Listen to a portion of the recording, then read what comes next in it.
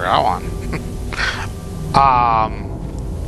Oh, and before I go in, actually, yeah, another thing too is, upgrading my weapons. There's an idea. Okay, so, yeah, pretty much,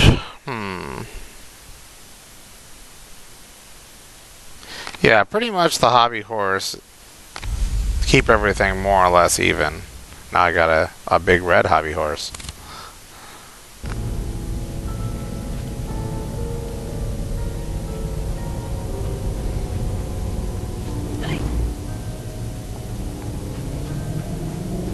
There we go.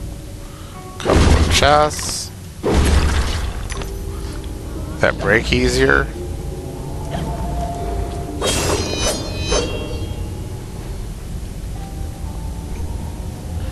Oh yes, and of course we have a keyhole here.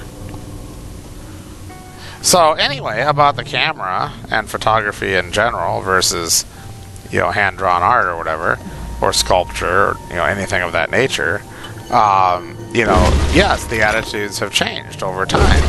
And if nothing else, it's worth being aware of that when new technology is developed, or if you're talking to people, or you're dealing with interactions between people, especially if they're from different generations, because not all the time, of course, we're not trying to overgeneralize and say everyone, but, there are differences in perception that we have based on our experiences. And, what the norm is for one person isn't the norm for somebody else. So it's very worthwhile to keep that in mind, rather than thinking that what you think is normal is actually what everybody thinks is normal, or even necessarily what's best. Maybe what you think is normal, what has become normal in your time, isn't really the best. Maybe it causes all sorts of unintended and undesired consequences that weren't immediately apparent. I mean, take asbestos.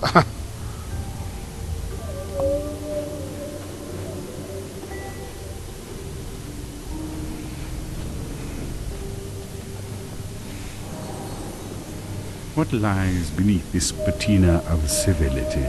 Something wicked, I'll wager.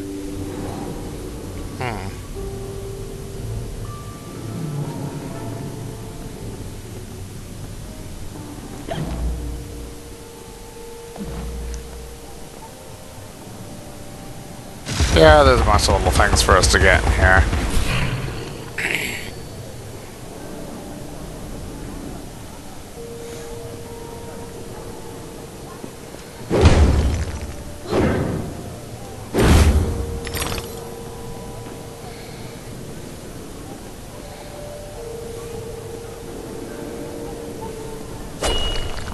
And we can go down here.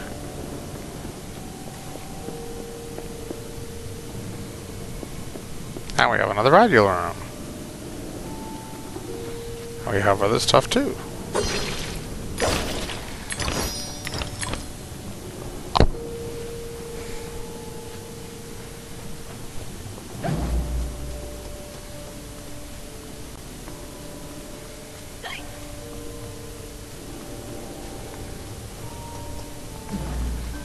So it might be worth,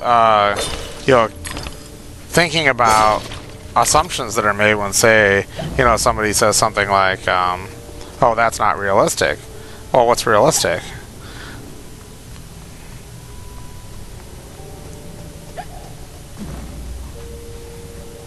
Each one of us perceives reality in different ways, and at that,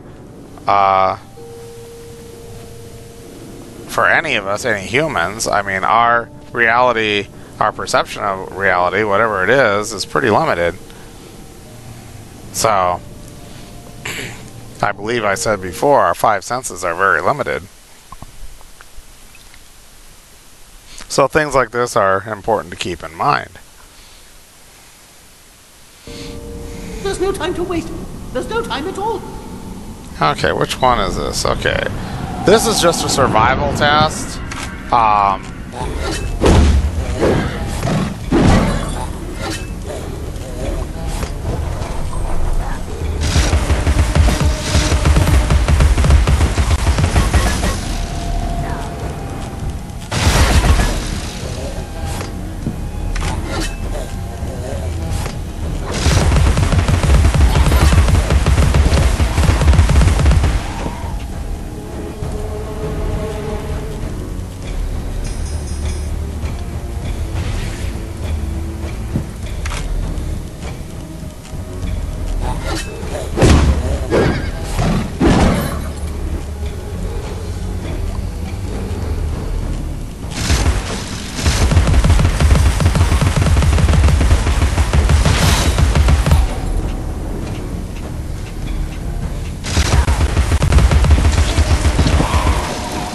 And I succeeded because, yeah, I survived. Of course I survived.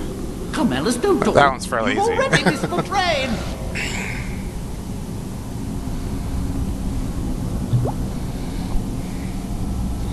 So we're halfway to our next rose.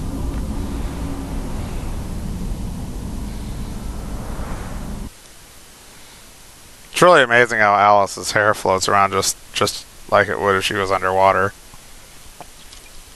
Or pretty darn close. Much better than the ugly, you know, plop a blob of something on top of somebody's head, which passes for, you know, most of the stuff released, even so-called AAA games like, you know, Dragon Age or, you know, Bethesda's games or others. I mean, I keep hoping that someday the Western companies and artists will learn that, you know, these little touches are what makes a character in a world really worthwhile, and you know, allows you to be able to empathize with them. Because the way it is right now, it really isn't true. Oh, he just loves throwing that stuff at me. Oh no, that wasn't very nice. You turkey. Alright, where is he? Oh. See, the whole thing with him is that, you know, you have to wait for him to bring out his bombs to throw at you. And then you blow them up, and that knocks, well, it stuns him for a moment. And that's the only time he's actually vulnerable.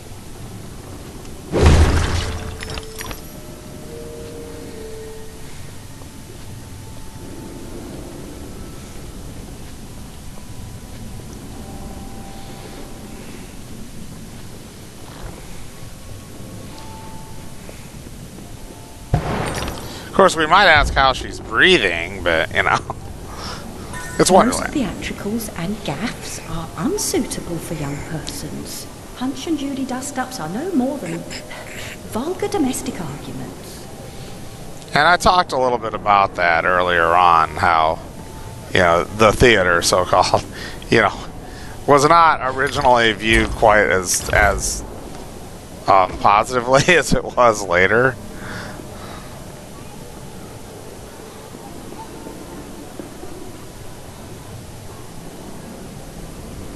Okay, where'd that tooth go?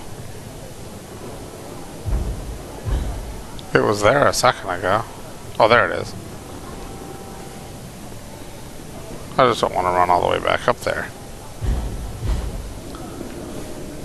But, then again, it might make me. Yeah, possibly. Oh, well, let's try this. There we go. That'll work. Oh, come on. I just went right through it. Now we're just being stubborn. Thank you. That's what I thought you said. Yeah, this is Carpenter. We know, alright? That's nice.